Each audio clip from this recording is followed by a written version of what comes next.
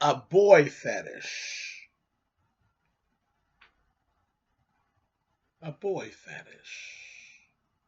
That's the storyline they're trying to paint for Michael. Why? How did we get here? And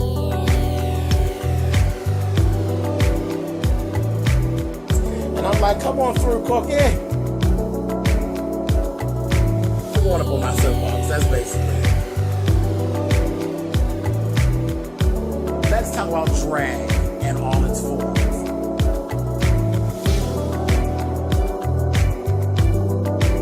What, Cookie?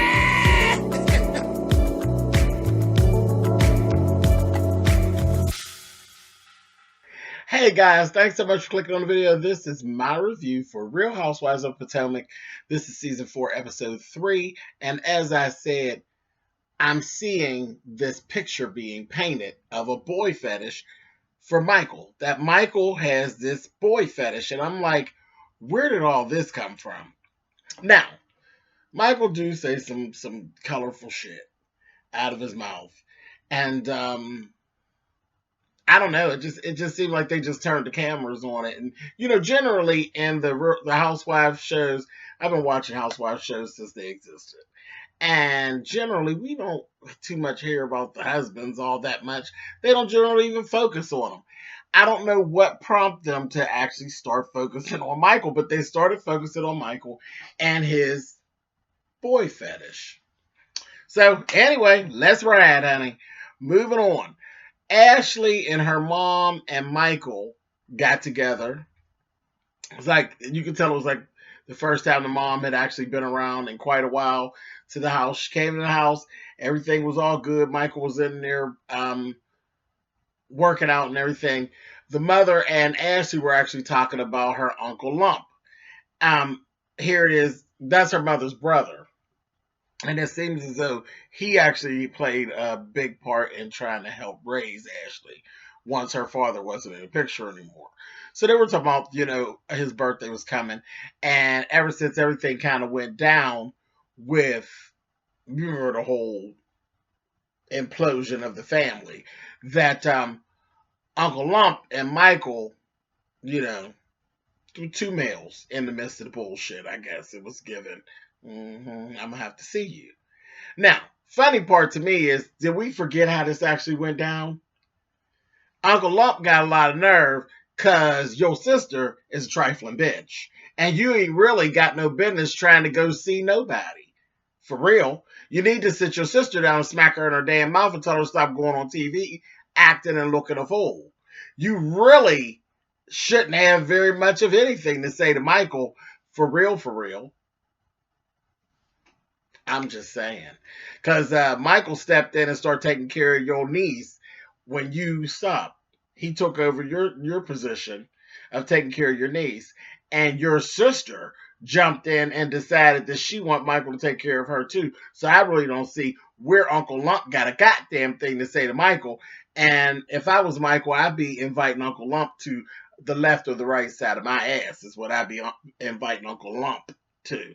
And giving Uncle Lump some lumps if he needed them. Because I just don't understand where his attitude is coming from. But anyway, whatever. Because that man means ridiculous. But it seems that she's getting things back. Oh, and then the other thing.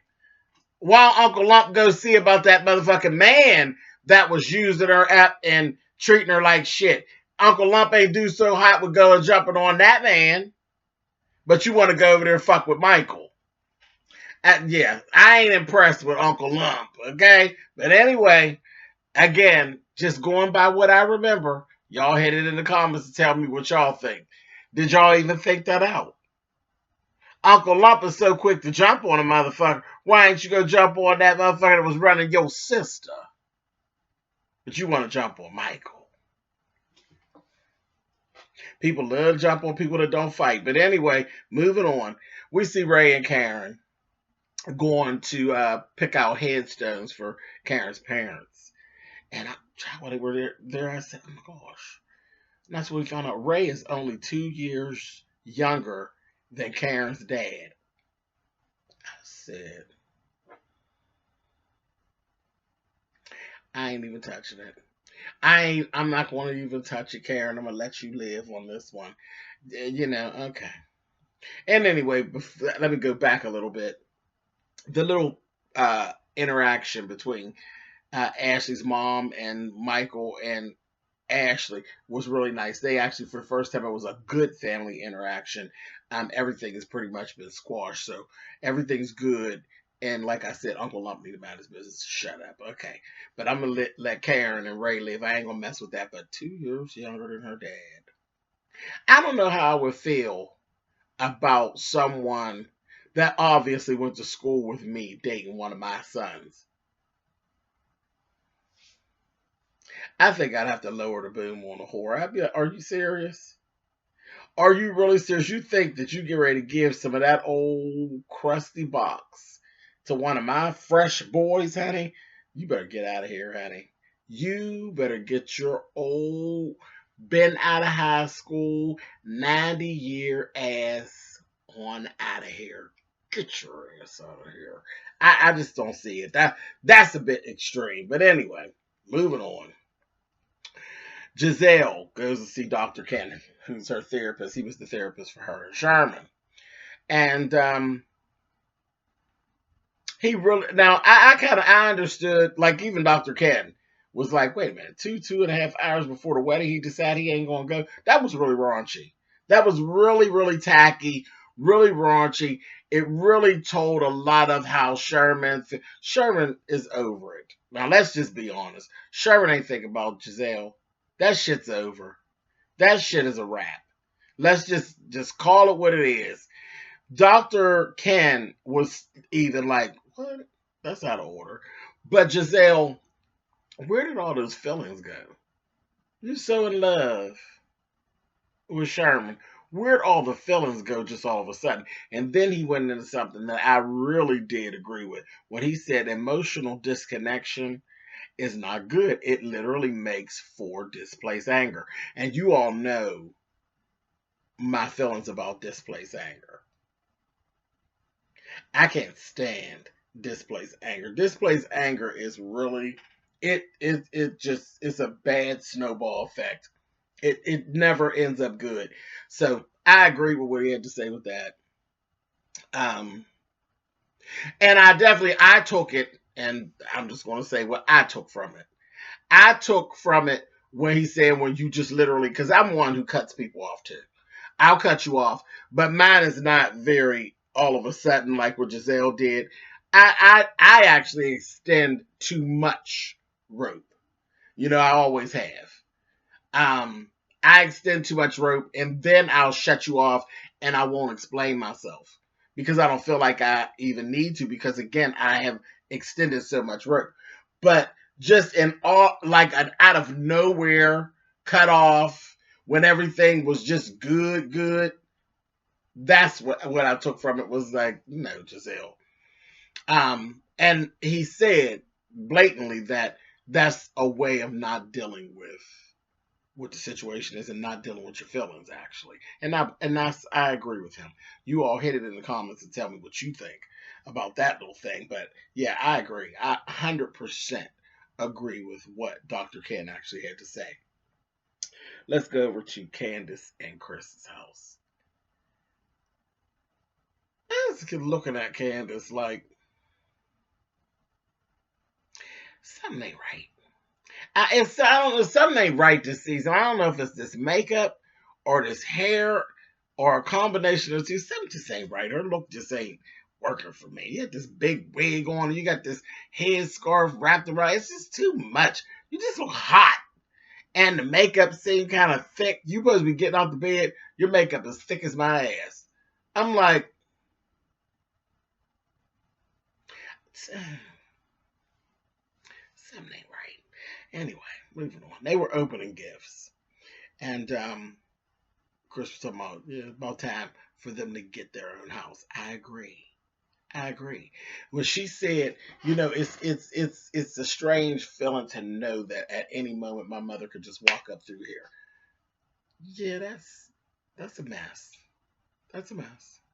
And my mother has keys to my house, and my mother do run. She roams free. She really does. She roams free. But I don't have a significant other. I can't even imagine that. The freedom of room that I leave for my mother if I actually had someone who lived with me, that would have to stop. That just doesn't work.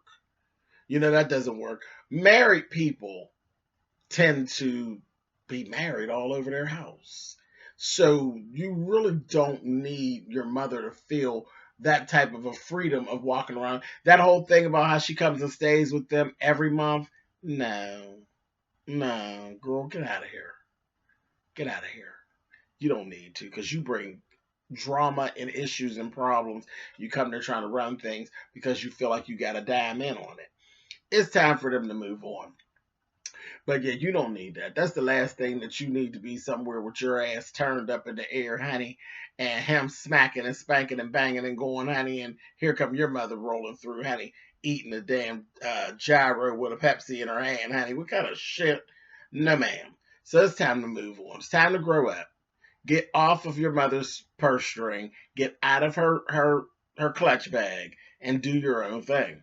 That's the whole thing. Right now, it seems like they're shacking up in her mom's house. And I don't like it. It's time to move on. Yeah. And Candace, you must be so classy, girl. Sometimes you don't know when and how. You don't have any couth. But I'll get to that in a minute. There's a statement that she made here on this program. We're going to get to it, but it's later in the program. We're going to talk about it. Where it just was no couth. I was like, that wasn't so hot. That's not, so highbrow. That seemed pretty motherfucking ratchet to me. But anyway, moving on. Monique and Chris. Listen, Monique, don't you get tired of me saying smart shit about you and Chris. But yet, it seems like every episode you come on here and do something that's just stupid.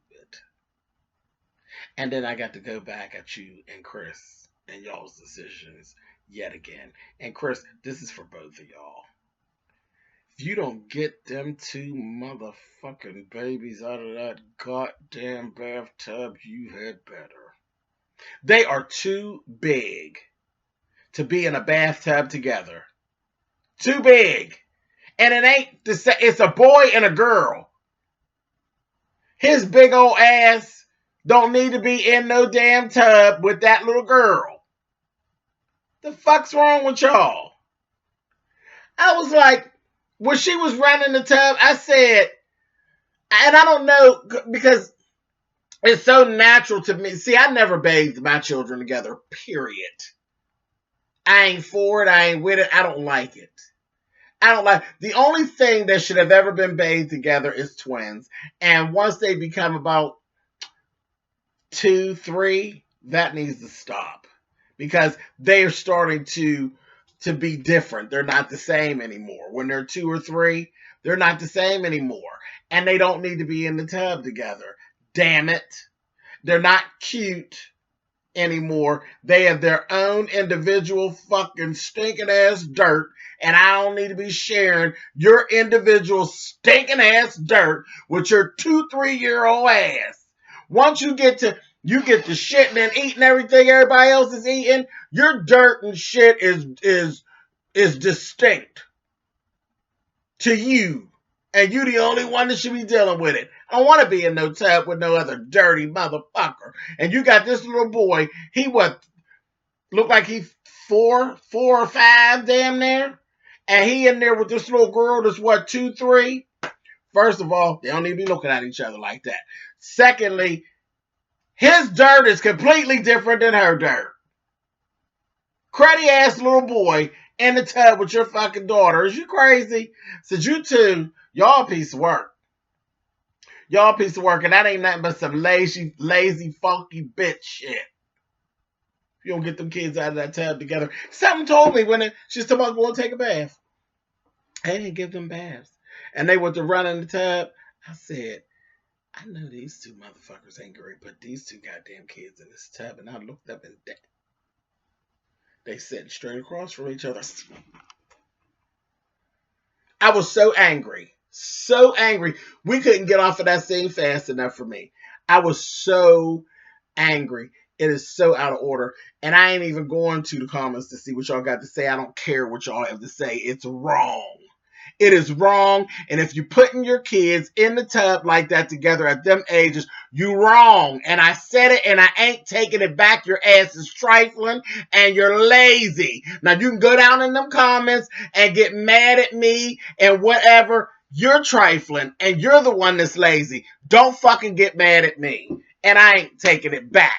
Moving on. Get them damn kids off the tub together. They ain't got no business being in the tub together, especially not no boy and no goddamn girl. He can ready to go to school. Trifling ass. Moving on. Giselle goes and brings Katie back into the fold. Now, why are we bringing this airhead bitch back? I have no idea. Airhead. Got a 27-year-old boyfriend with no money. And she said, he got more clothes than me.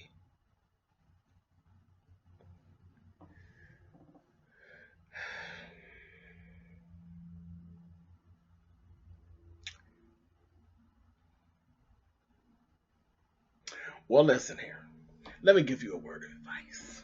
Because the way that the program is going along, now they're bringing you back into the fold. You may not want to bring your boyfriend around Michael. Michael likes a little young thing, and he likes to take care of him. The way you're taking care of that little guy, and they're painting Michael out to have a boy fetish. So you may lose your motherfucking boyfriend in the midst of trying to get a half of a check from Bravo. So a word to the wise airhead Katie, don't bring your boyfriend on. Stupid. Moving on.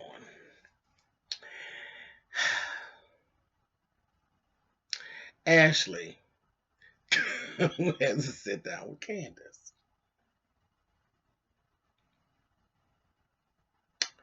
And this is where I told you all that Candace has no couth.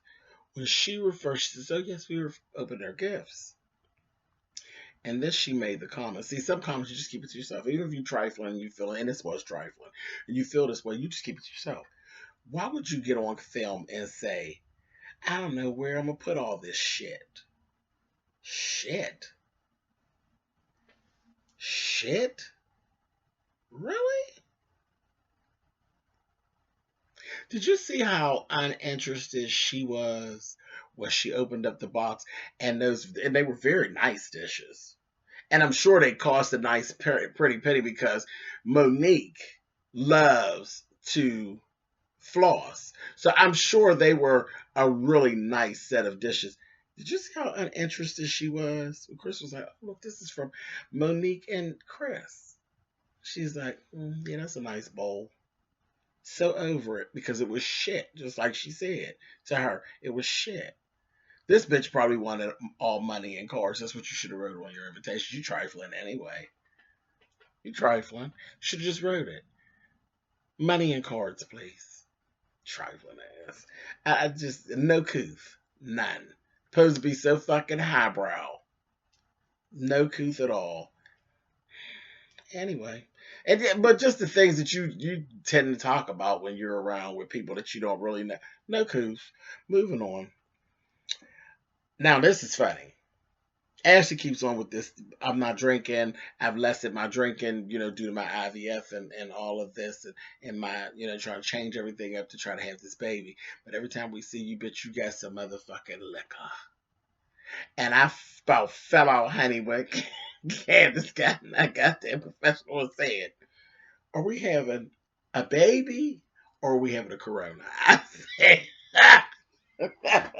I said, good one, Candace. Good one. But the question, the answer to your question, we're having a Corona and a Heineken. That drunk bitch and a shot of something dark, honey. That bitch will drink till she can't drink. She gonna drink till the baby in her stomach says no more, bitch, and make her throw it up. She's a drunk. She's a little lush. Anyway, I fell out. I was like, now that's the confessional of the motherfucking year for me so far. What are we having? A baby or a corona? Child, I liked it. It was good. Karen and Giselle. I wouldn't have bit more went to Karen's. Well, first of all, when she didn't let her in that day, I'd have never went back. Now, fuck you, Karen, bitch. Fuck you, old ass witch. Fuck you. But you went back out there. She was so shady. And this whole thing, Sage and her, and I'm only going to show you 2 rooms and all that. Why don't you go to somebody's house and they treating you like that? Like, that's not cute. That was not cute. To get somebody to your house and treat them nasty. I don't give a fuck what she did. Y'all call yourself getting over it, getting past it. Y'all making up. I ain't making up with you throwing digs at me and shit. That's just, see again, I ain't into that makeup shit. Once it's broke, it's broke. I don't like broken stuff. I really don't. Like even a car, like something as big of an investment as a car. When it breaks real good the first time, I don't want the motherfucker no more. When you do have a car and it come back and the bill is 1,500, 2,000, it's broke. I don't want that bitch no more. I don't like broken shit. I don't like repaired shit. I like new shit. That's just me. And that's my thing. You may say it's ridiculous. That's just me. I don't want no broken shit. I don't want no broken friendships. I don't want none of that. Once it's fucked up, you can have it. I don't want it.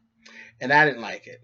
And this confessional look of Karen's, if she wasn't looking like a old, decrepit version of Maleficent, you all seen the thumbnail, honey. I said, ooh, this black root and this white ass hair. And I said, girl, honey, that's what it was giving. Dun, dun, dun, dun. I said, come on, Karen Huger, honey. Scary, honey.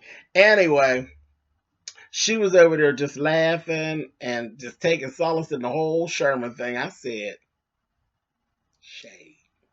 Shade. But whatever, Giselle. And I'm sure Giselle's a mean bitch, so I'm sure she's just doing it for the check. So whatever. We ain't gonna put too much on it.